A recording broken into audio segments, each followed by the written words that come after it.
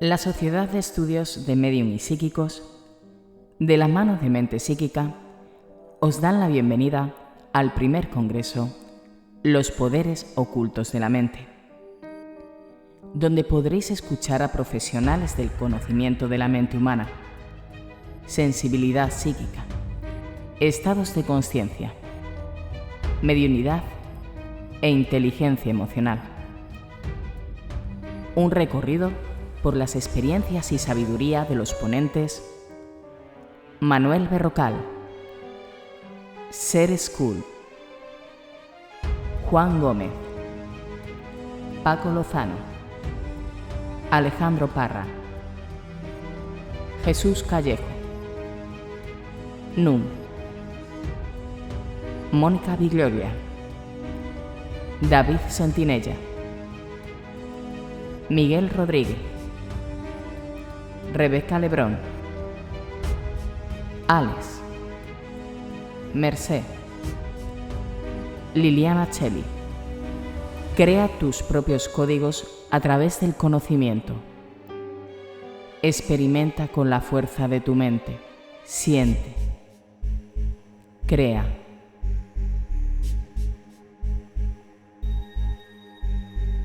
Vive.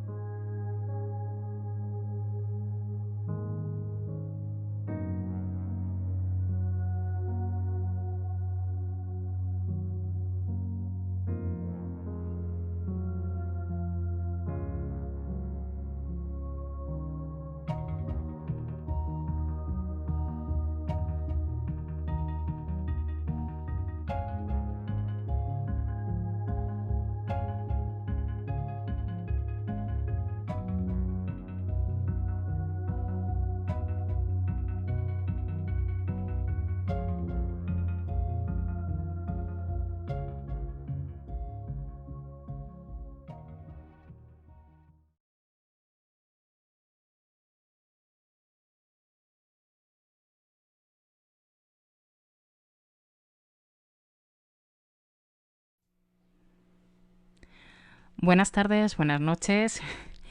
Empezamos ya a las 8, como habíamos previsto, con la primera ponencia.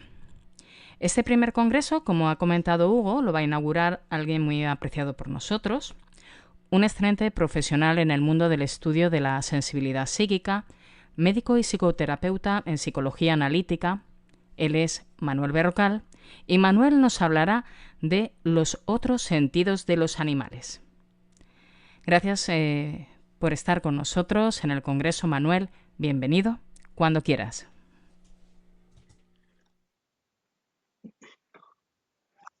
Bueno, muchas gracias a todos por acudir a esta cita y gracias a Mente Psíquica y a la asociación por haberme invitado. Y más a inaugurar este primer congreso, que espero que sea el primero de muchos durante muchos años. Esperemos que esto se convierta en algo, una referencia importante dentro de algo muy, muy concreto. Y es sobre el hecho de las supuestas capacidades psíquicas que existen en los animales. Estamos demasiado acostumbrados a estar hablando de siempre capacidades psíquicas en el ser humano, la mente de nuestra evolución y de nuestra manera de ser y de actuar con el entorno. Entendiendo cada vez más que estas capacidades especiales existen en ellos y que son y que tienen la característica de poderse comunicar y relacionar con el mundo exterior, no solamente entre ellos, sino incluso directamente entre el ser humano y los animales. De alguna manera tenemos la situación de que siempre hemos querido explicar que la relación entre el ser humano y los animales depende directamente de la existencia de una domesticación. Pero por mucho que queramos verlo, realmente no siempre conseguimos entender esas situaciones especiales que se producen a lo largo de nuestra vida con esos compañeros muchas veces que tenemos en casa, esos pequeños peludos, como hoy en día se les suele llamar, y que son generalmente más compañeros que una propiedad o un elemento en un momento determinado propio al que podamos tener en plan casi propiedad privada en nuestra casa. Entendamos que desde el primer momento, cuando hablamos de domesticación, no podemos explicar todo lo que responde. Desde autores como Charles Grave, en un momento determinado tenemos la característica, cuando se habla de la domesticación en el perro, por ejemplo, los primeros, directamente originarios lobos, sin duda alguna no podemos explicarlo solo con la domesticación, porque aunque queramos entender que en un momento determinado se creó una simbiosis entre los lobos y el hombre a la hora de convivencia, al lobo le venía bien comer los restos de la cacería del ser humano, pero sí lo que tenemos ya era suficiente referencia al hecho de que no existía solo una simbiosis, sino que existía un trabajo en equipo. El hombre cazaba con los lobos, con lo cual es algo que ya directamente nos empieza a presentar una duda. ¿Cómo se comunicaban? Era necesario crear una estrategia entre ellos que pudiera llevar a buen fin esa cacería realizada, con lo cual tenía que haber un sistema de comunicación que hoy no llegamos a entender totalmente.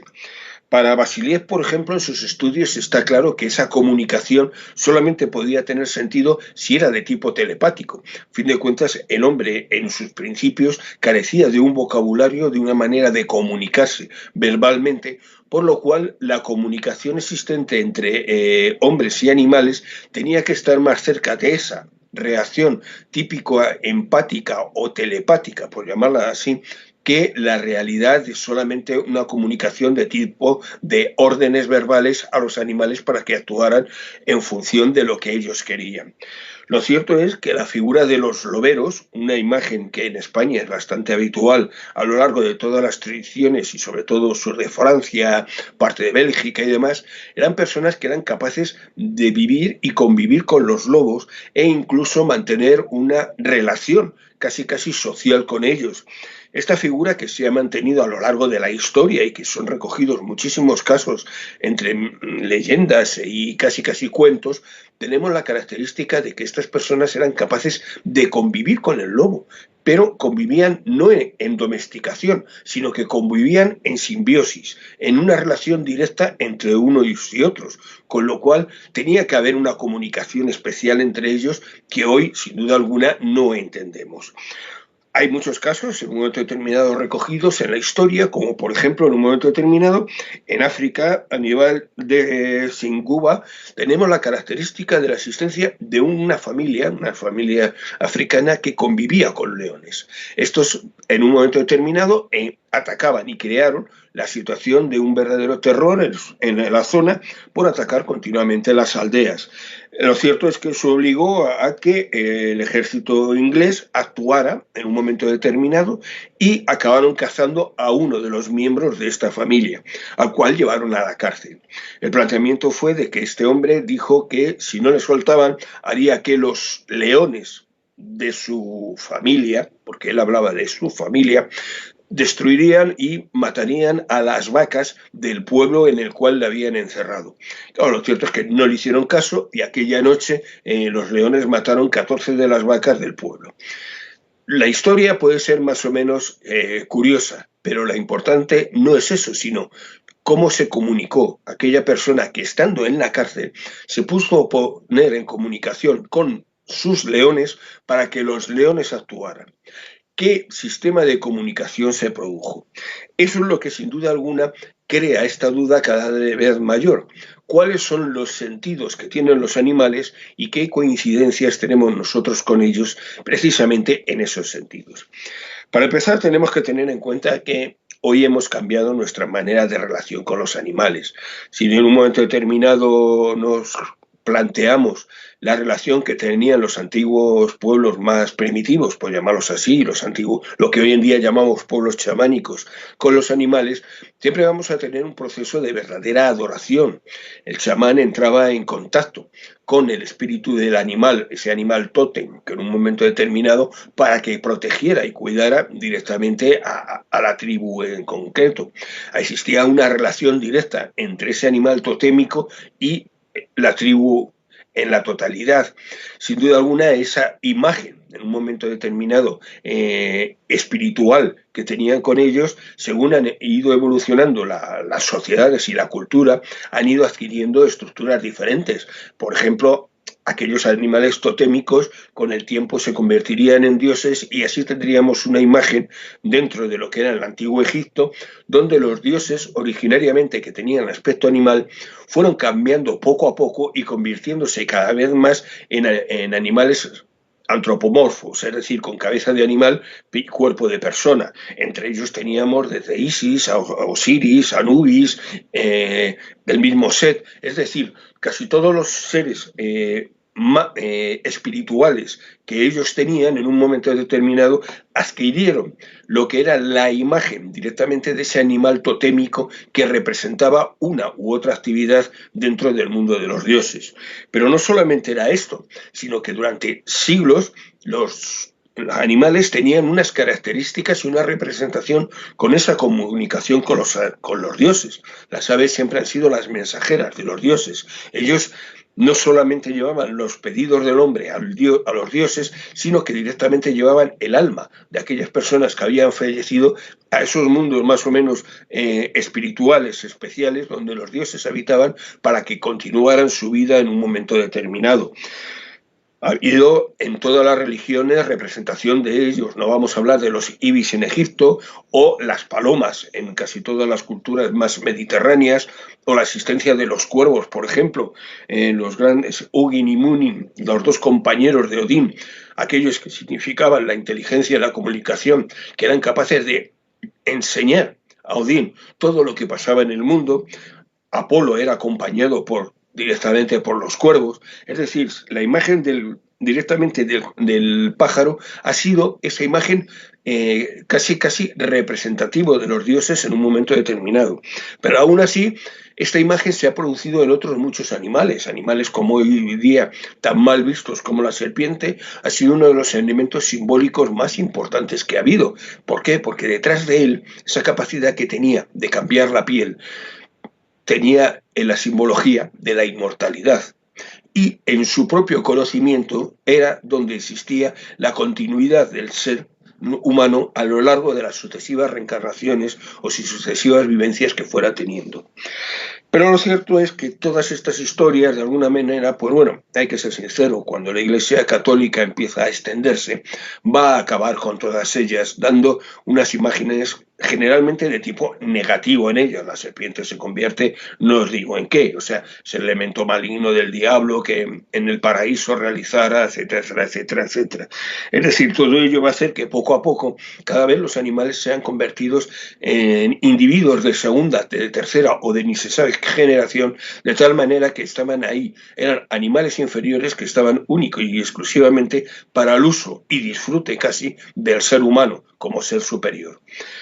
Pero claro, hay que reconocer que esto duró muchísimo tiempo hasta que en 1859 un investigador muy concreto demostraría nuestra relación existente con esos animales. Hablo de Charles Darwin, con su libro sobre la evolución de las especies.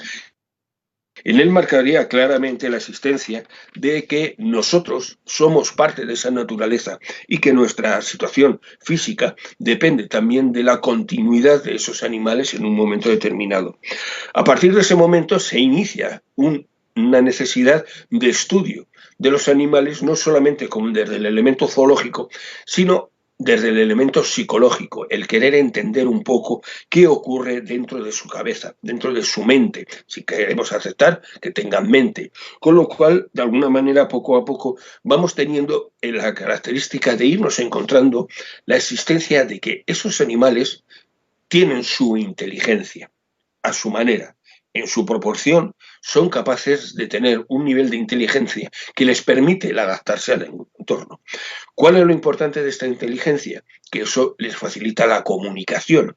Y al haber comunicación entramos en esa situación de términos que son medios de comunicación que no dependen directamente solamente de los elementos sensoriales habituales que nosotros tratamos. Cuando hablamos de inteligencia en los animales, la naturaleza está lleno de ejemplos, casos algunos muy divertidos, como por ejemplo en Tokio los cuervos han aprendido a utilizar al ser humano con sus coches para romper las nueces. Ellos bajan a la autopista, colocan las nueces a lo largo de la autopista para que los coches cuando pasen las revienten.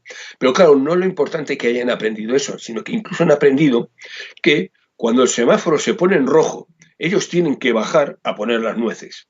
Se van a poner el semáforo en verde y luego vuelven nuevamente cuando el semáforo se vuelve a poner en rojo para recoger directamente las nueces ya reventadas para poder comer.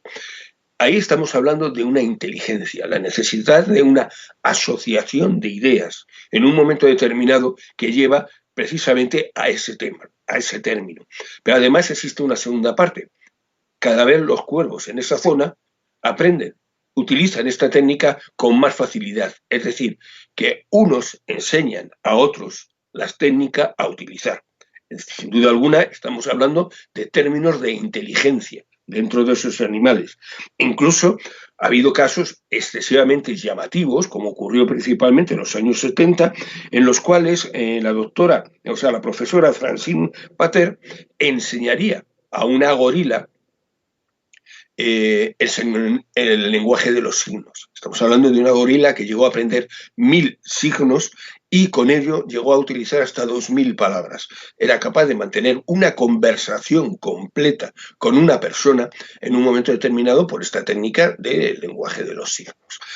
Claro, lo importante no es el hecho de que en un momento determinado nos hable de ese aprendizaje, sino de la ideación, creación, en un momento determinado de una conversación. Conversaciones que en un momento determinado llegaron a crear verdaderos problemas a la investigadora, como ocurrió en su momento con el hecho de pues le regalaron un gatito en un momento determinado como mascota, al cual inmediatamente la gorila adoptó. El tema fue que al poco tiempo el pobre gato murió, lo cual, una desgracia como otra cualquiera. Lo importante de esta situación no es eso, sino lo importante es que cuando murió el gato, preguntó a la profesora que dónde estaba su gato. Claro, la profesora en un momento determinado le habló y le dijo eso de no, mira, tu gatito está aquí, se ha muerto y tal. Y la gorila le dijo, no, ese es su cuerpo. Yo quiero saber dónde está él. ¿Qué es lo que estaba entendiendo ese animal a la hora de buscar algo especial que diferenciaba ese animal vivo con el que había convivido y ese trozo de cuerpo, esa situación que estaba muerto, pero que carecía de esa esencia vital que en un momento determinado anteriormente con el que se había interrelacionado? Si un animal llega hasta ese elemento de asociación de ideas como para dejar en duda la posibilidad de una diferencia, de un posible más allá a la muerte de los animales, sin duda alguna tenemos que plantearnos muchas cosas con nuestra manera de actuar con ellos y la manera de actuar que hoy en día tenemos con ellos, sin duda alguna. Lo cierto es que Coco, esta gorila, llegó a aprender este sistema de comunicación, acabó enseñándoselo a otros gorilas e incluso una hija suya consiguió comunicarse también a través de este sistema. Luego, ¿hasta qué extremo la posibilidad no solamente de asociación de ideas y de aprendizaje en los animales demuestra ese nivel de inteligencia? Y con lo cual estamos explicando también que a lo mejor existen esas experiencias extrasensoriales aparte que nosotros como seres humanos consideramos en un momento determinado que tenemos. La realidad es que cuando tú analizas los sentidos de los animales, vas a encontrar la característica de que generalmente tienen más respuestas que nosotros a nivel sensorial. Son capaces de controlar variaciones magnéticas, pequeñas modificaciones de temperatura, respuestas a nivel de la luz, es decir, tienen toda una serie de sentidos, aparte de los 5 habituales que nosotros consideramos, que facilitan su sistema de comunicación y de la interacción con el exterior. Realmente entendamos que no son características únicas y exclusivamente de ellos. Esas características también las tenemos nosotros. Lo que pasa es que nuestro problema es que nuestra sociedad nos ha ido enseñando cada vez más a utilizar y a sobrevalorar solamente unos sentidos por encima del resto, con lo cual el resto los rechazamos.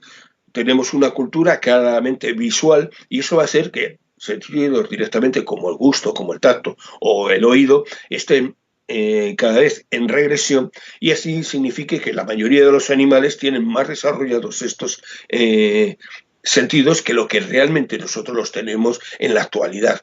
Eso va a hacer que de alguna manera poco a poco tengamos el hecho de que existen actividades dentro de los animales que nosotros somos incapaces de hacer. Tenemos, por ejemplo, la predicción de terremotos. Es una cosa que se escribe a lo largo de toda la historia en el cual continuamente se van a producir esa situación.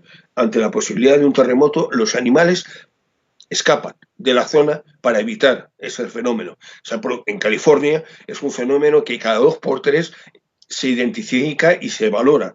Tenemos, por ejemplo, casos como el famoso tsunami de Japón de 2011, aquel verdadero desastre natural que se produjo. Curiosamente, los animales se fueron de la zona que se inundaría varias horas antes de que se produjera el fenómeno en sí.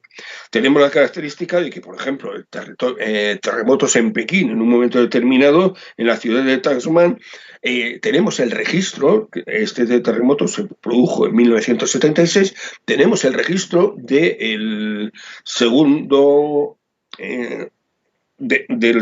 vamos, del segundo de un funcionario de la embajada inglesa que en un momento determinado, horas antes de producirse el terremoto, Lisa, una perra que tenían allí, empezó a ponerse muy nerviosa y empezó a ladrarles hasta conseguir despertarle a él y a su mujer. Claro, ante el estado tan nervioso que presentaba el animal, acabaron despertando al resto de los funcionarios, al resto de los compañeros que vivían dentro de la embajada y todos ellos salieron del edificio. Minutos después se produciría ese terremoto que ha sido considerado que una capacidad destructiva de casi 11.000 veces lo que fue la bomba de Hiroshima. Es decir, arrasó completamente la ciudad y sin duda alguna, si no hubiera sido por este animal, todos hubieran fallecido esa noche.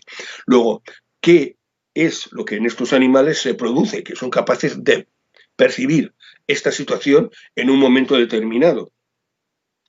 O incluso en un momento determinado tenemos que son capaces de predecir lo que son las erupciones volcánicas. Cuando se produce directamente la erupción de la isla Martinica, lo que sí se ve directamente en 1902 es que todos los animales se fueron directamente al agua, cosa que no tenía sentido.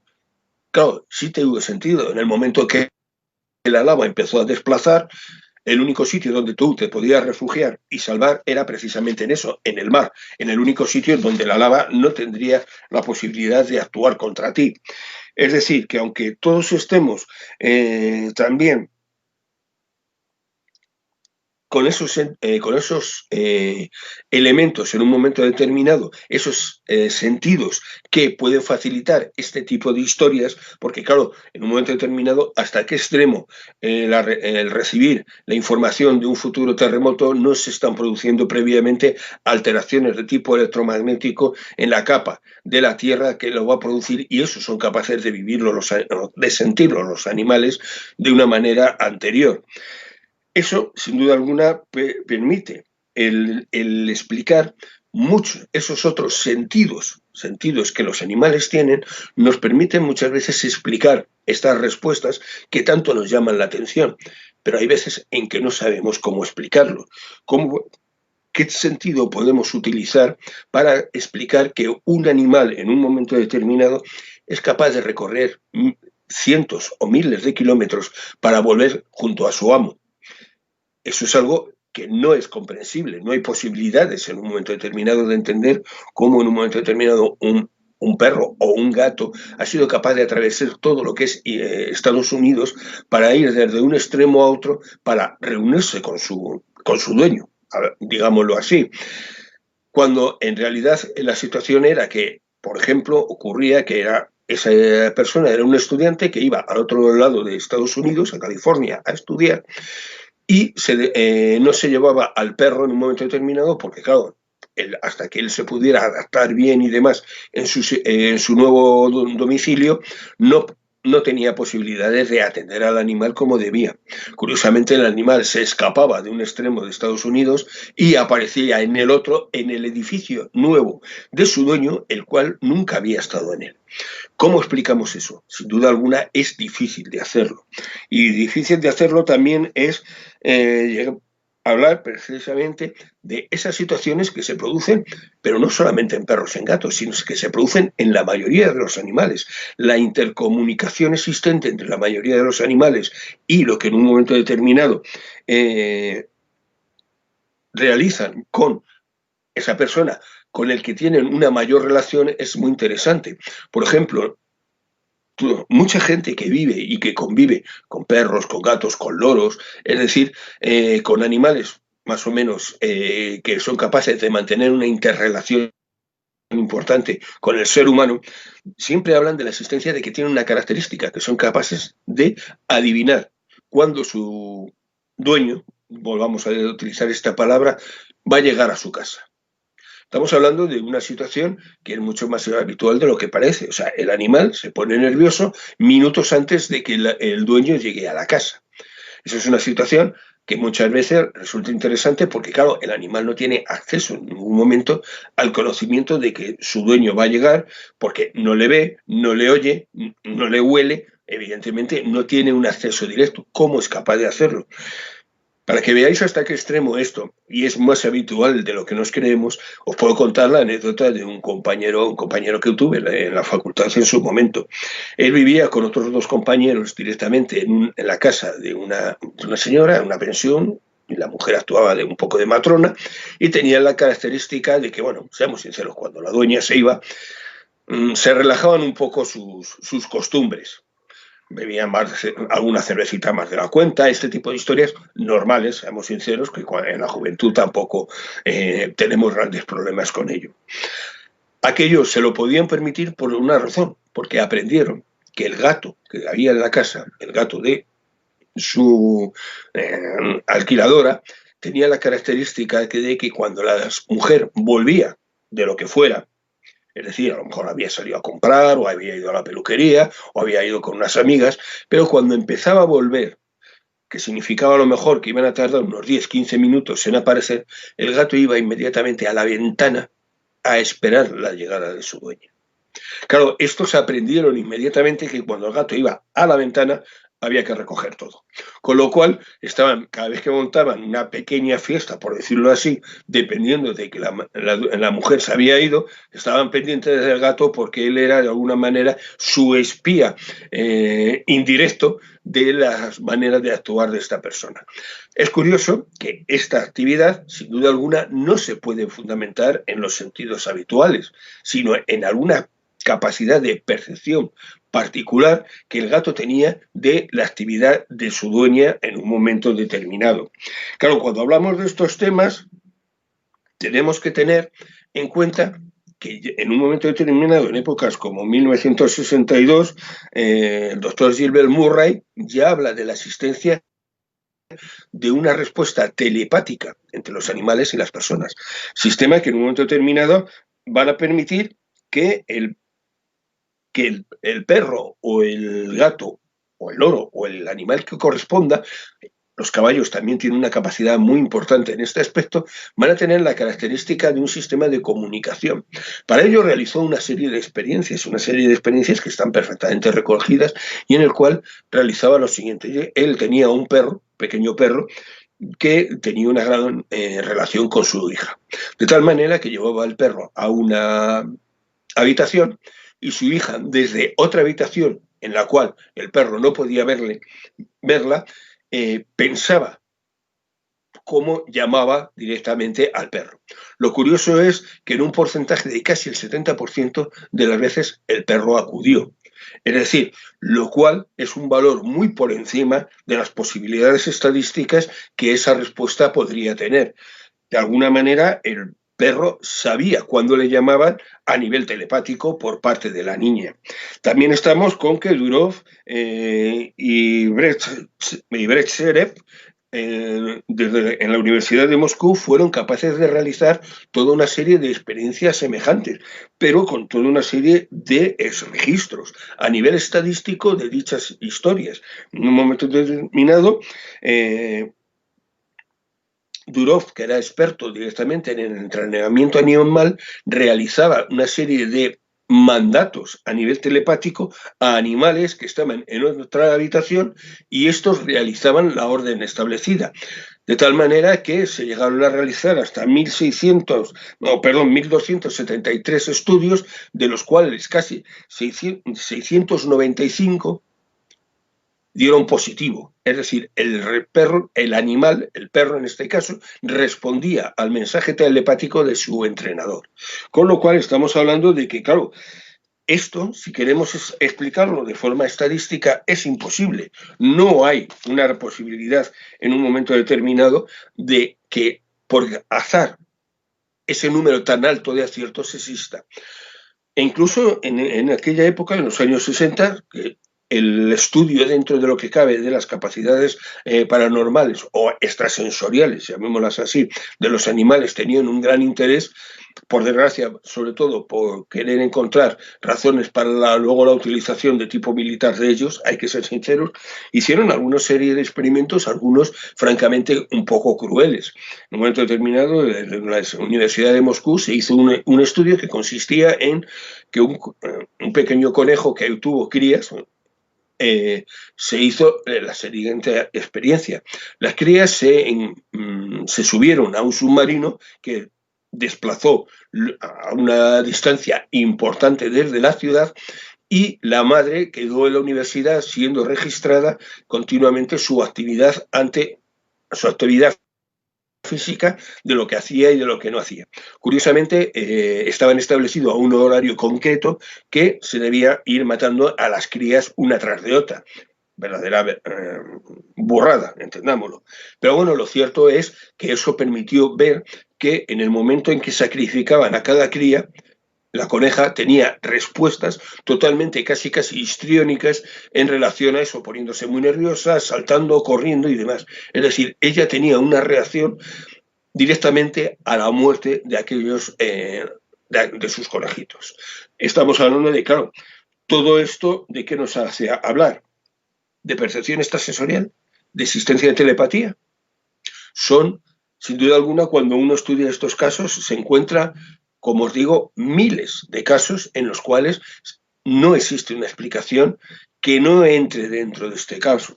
Podemos hablar en un momento determinado de que, claro, no solamente la telepatía entre el animal y el cuidador, es que a veces se producen casos de precognición, percepción extrasensorial.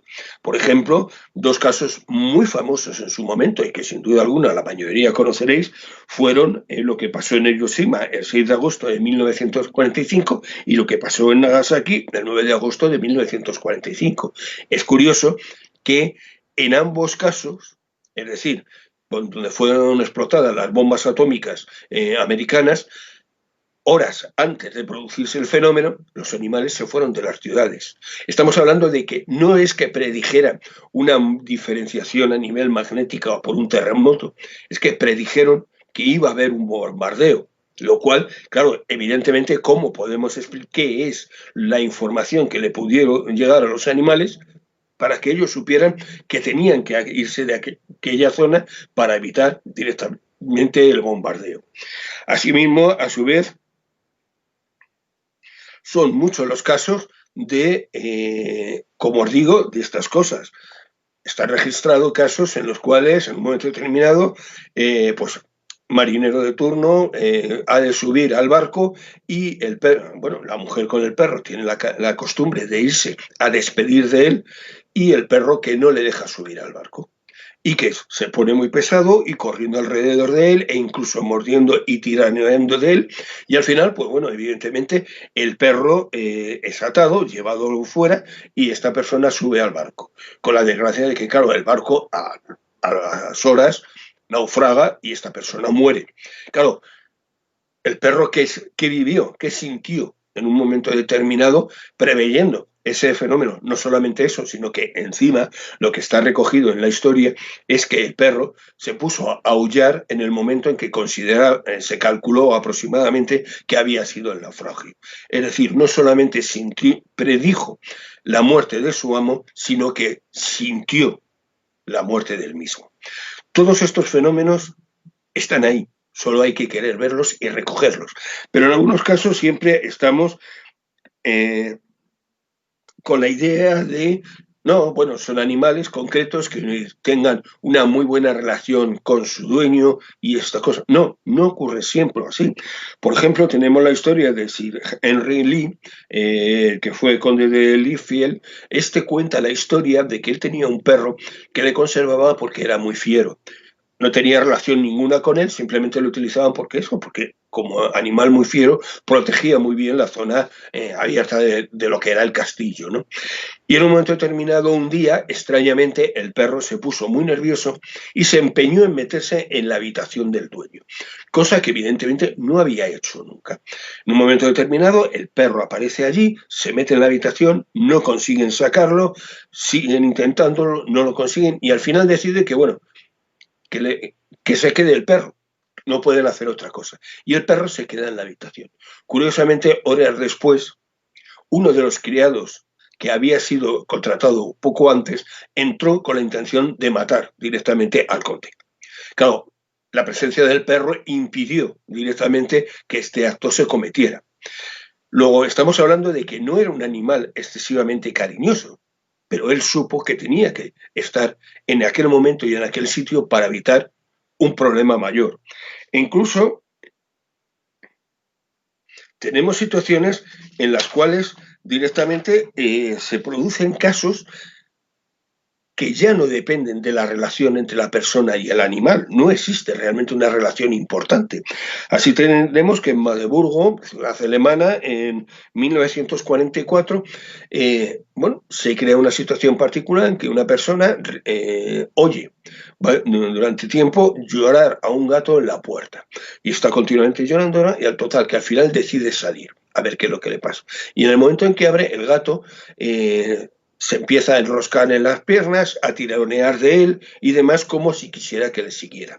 La realidad es que, bueno, pues el hombre al final decide seguir al gato porque no entiende muy bien qué está pasando y cuando lleva varios metros que se ha separado de su casa, empieza el bombardeo de la ciudad y que arrasó completamente casi la ciudad y uno de los primeros edificios que fue bombardeado fue directamente su casa.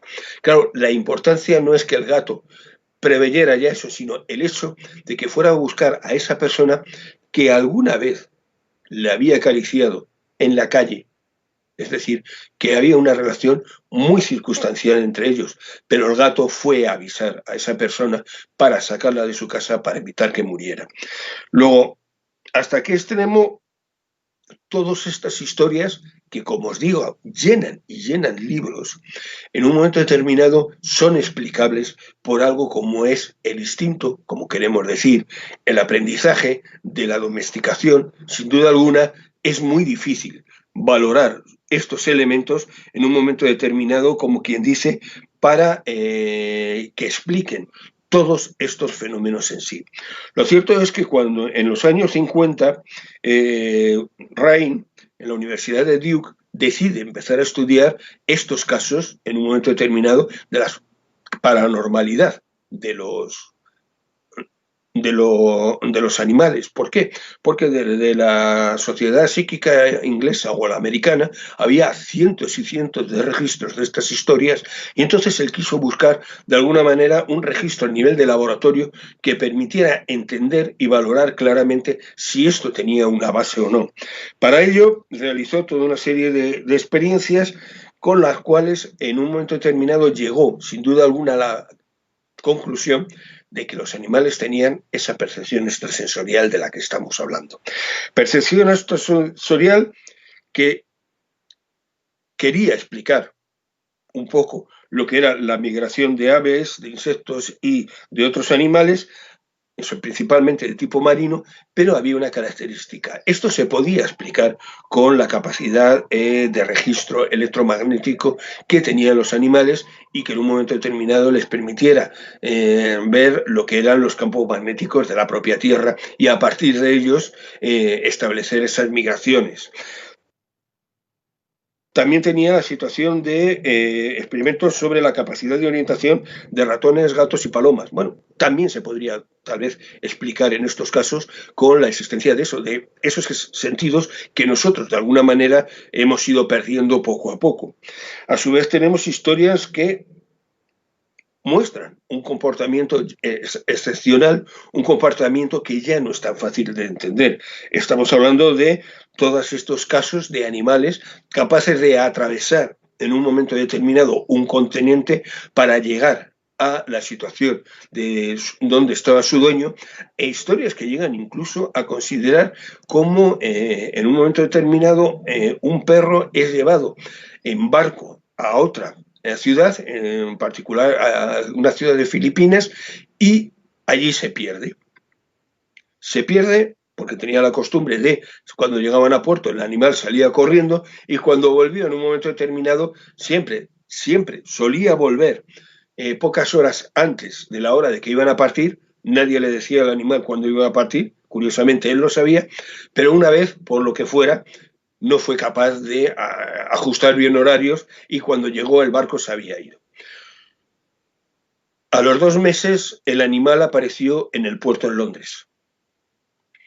No solamente había sido capaz de llegar desde Filipinas a Londres tomando un segundo barco, sino que había sido capaz de hacer el transbordo en barcos para conseguir saltar desde Shanghái para ir a Inglaterra. Esas cosas que están registradas, que están ahí y que sin duda alguna, seamos sinceros, no son historias que en un momento determinado sean, bueno, pues sería otro perro, sería... No. Rain en su momento, que recoge muchísimos casos de estos, se dedica continuamente a comprobar que aquel animal que se habla en la historia fuera realmente el que se decía que era. O sea, no era un segundo animal de aspecto semejante, no, era el mismo animal porque muchos de ellos tenían características o la existencia de una situación de manchas determinadas a nivel del pelo o de las patas, o sea, cosas, características físicas de ellos que impedían en un momento determinado que ese animal fuera confundido por otro que hubiera realizado, que hubiera aparecido por las buenas y que no tuviera nada que ver con él. La verdad,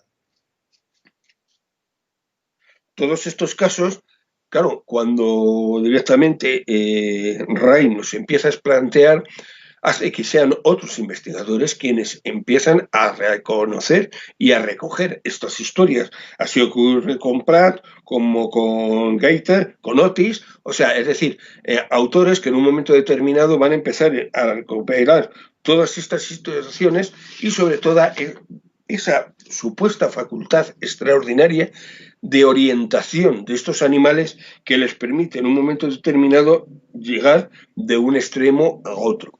Todo ello va a hacer que se establezcan claramente una serie de puntos que estarían a favor de la existencia de esas capacidades paranormales de las que estamos hablando. Primero sería la existencia de una conducta indicadora de un peligro inminente, tanto para su dueño como para él mismo. Ya hemos visto varios casos al respecto, casos que se repiten.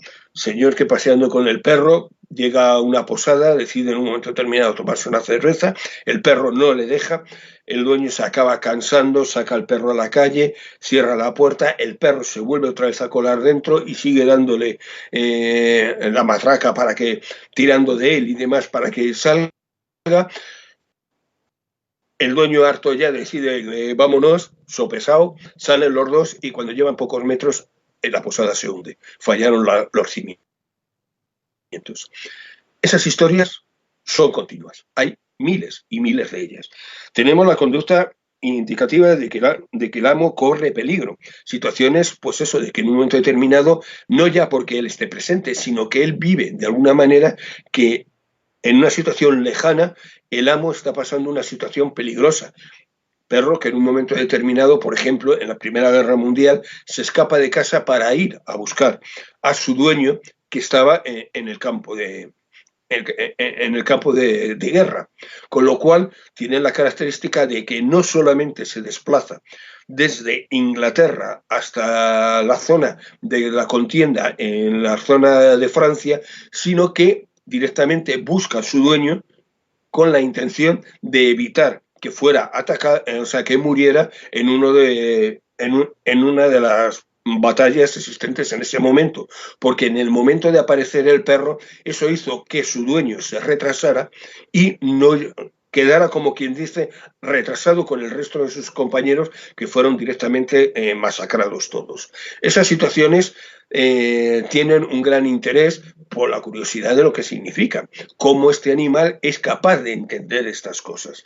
Tenemos el conocimiento de orientación, esa orientación que decíamos de que es capaz de llevar a un animal de un extremo a otro del mundo casi, incluso llegando a tomar hasta 2 barcos. ¿Cómo se orienta ese animal para llegar directamente a un punto que no conoce? O incluso cuando va a una nueva residencia de su amo que nunca ha estado en ella, porque bueno, de alguna manera si hablamos de que vuelve a casa, pues bueno, pues a lo mejor podemos hablar de los campos magnéticos, podemos intentar buscar explicaciones, pero cuando no se conoce dónde está el final de esa trayectoria, ¿cómo son capaces de llegar? Así, tenemos que todo en este caso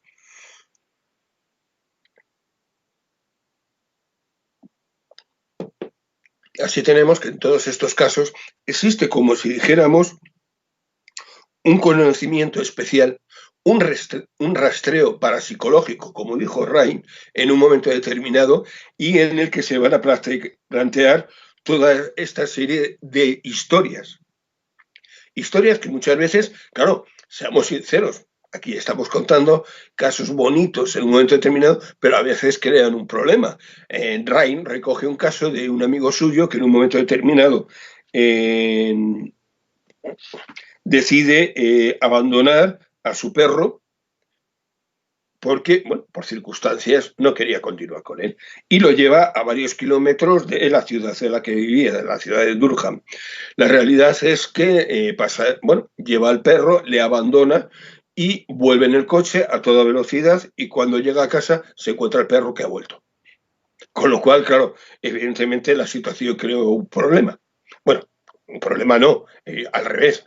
El perro no volvió a ser abandonado, lo cual tuvo su lado positivo. Pero estamos hablando de eso, de que muchas veces esas reacciones en los animales están directamente establecidas en función de eso, de su relación con esa persona con la que está unido. Pero cuando llegamos al límite ya de cómo se ha llegado a estudiar estos casos, encontramos situaciones en un momento determinado ya un poquito extremas. Rain, en un momento determinado, llega incluso a utilizar las cartas Zener para estudiar esta capacidad dentro de los animales. Situación en un momento determinado que llega a ese extremo porque había un perro con una capacidad supuestamente muy importante de comunicación con su dueño y le acaban enseñando cómo los signos de las cartas Zener, esas que son una cruz, directamente un pentagrama, o sea, una estrella de 5 puntas, unas ondas, etcétera, etcétera, podía nombrarlas, y las nombraba por un golpe con la pata. Es decir, dando un golpe significaba la cruz, dando 2 golpes significaba las ondas, etcétera, etcétera, etcétera. Y en un momento determinado se hizo la experiencia, de tal manera que se tomaron varias barajas de cartas, se barajaron todas y desde una habitación se emitía supuestamente lo que era la carta esa existente. El animal que estaba en otra habitación y que no veía en ningún momento determinado al emisor, iba diciendo una a una las cartas en un momento determinado que él supuestamente percibía. Lo curioso es que no solamente acertó un porcentaje casi del 64% de los casos, sino que en algunas de las pruebas llegó a acertar hasta el 100% de las pruebas realizadas. Es decir, había animales, claramente, con una capacidad más desarrollada que el resto. ¿Por qué? No lo sabemos. Pero sin duda alguna lo que sí se está viendo cada vez más es que la interrelación del hombre con esos animales de compañía que nosotros continuamente tenemos hace que ellos potencien no solamente su capacidad de comunicación con el exterior, sino posiblemente también estas capacidades que en un momento determinado les facilitan no solo la comunicación entre ellos, entre los animales, sino su comunicación con el ser humano. En fin, hemos querido explicar durante años todas estas técnicas, ya os digo, por medio del instinto o por medio del aprendizaje de los animales, pero lo que sí está claro es que no es suficiente. No hay término suficiente para poder explicar todos estos extraños datos o estos extraños respuestas que tienen los animales. El mayor conocimiento que vamos teniendo poco a poco de lo que es la psicología animal nos va permitiendo cada vez más identificar y diferenciar qué es lo que ocurre entre esos animales y entre el ser humano. Existe una comunicación que no solamente depende de la orden del hombre hacia el animal, sino que existe una comunicación del animal hacia el hombre para realizar actos que en un momento determinado el hombre no le ha indicado, sino que es como si el animal sintiera o viviera o recibiera esa información de que quiere que lo haga y lo realice. Todos conocemos la situación de los delfines dentro de parques zoológicos y parques acuáticos. Lo que sí está claro es que todos los cuidadores de delfines dicen una cosa muy clara. El delfín en ningún momento responde a la orden que realiza su cuidador. El delfín hace las cosas porque quiere que su cuidador esté contento. No existe un rechazo al no es que aprendan a hacerlo de forma directa y continua, sino que lo que realmente están haciendo es, hacen el acto porque eso, en teoría, parece que hace feliz al cuidador. Entonces, ¿qué comunicación existe entre ese animal, entre el delfín, uno de los animales, sin duda alguna, más inteligentes que existen y que tienen un desarrollo y un sistema de comunicación bastante desarrollado y que poco a poco vamos empezando a entender?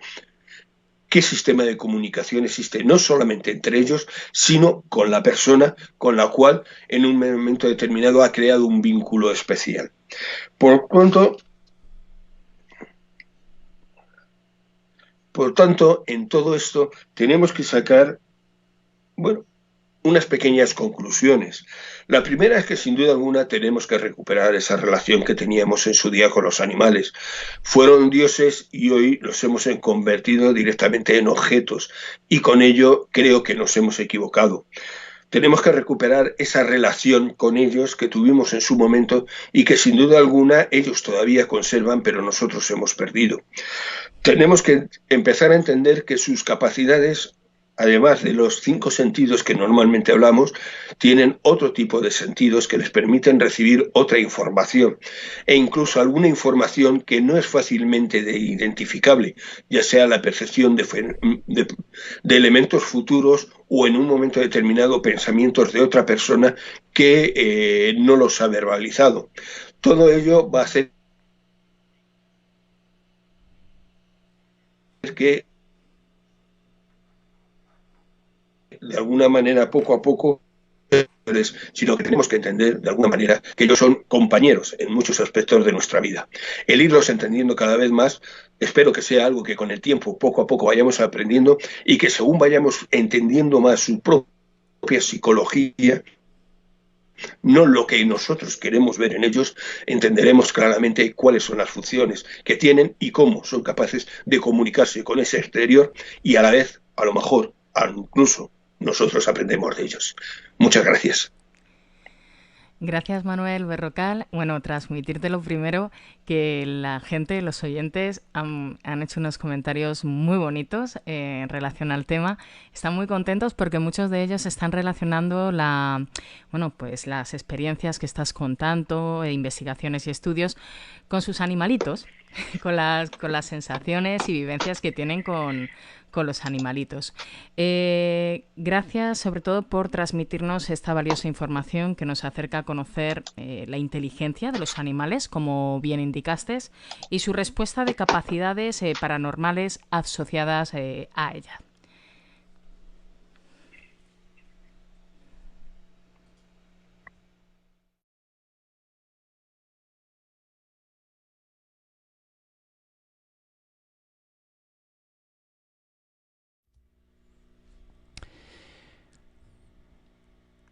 Mañana, a partir de las 10 horas,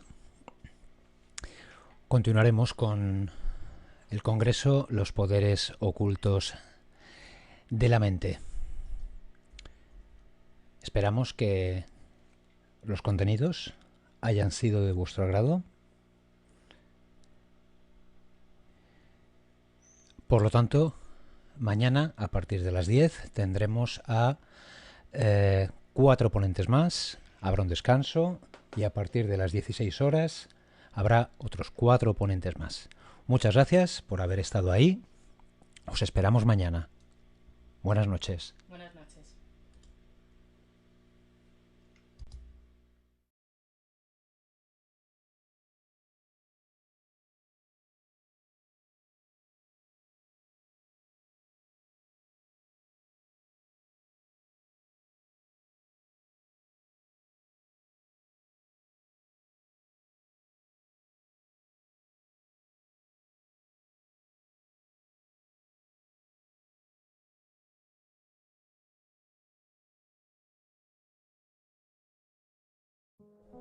La Sociedad de Estudios de Medium y Psíquicos, de la mano de Mente Psíquica, os dan la bienvenida al primer congreso Los Poderes Ocultos de la Mente, donde podréis escuchar a profesionales del conocimiento de la mente humana, sensibilidad psíquica, estados de consciencia, mediunidad e inteligencia emocional. Un recorrido por las experiencias y sabiduría de los ponentes Manuel Berrocal, Ser School, Juan Gómez, Paco Lozano, Alejandro Parra, Jesús Callejo, Num, Mónica Viglioria, David Sentinella, Miguel Rodríguez, Rebeca Lebrón, Alex, Merced, Liliana Cheli. Crea tus propios códigos a través del conocimiento. Experimenta con la fuerza de tu mente. Siente. Crea.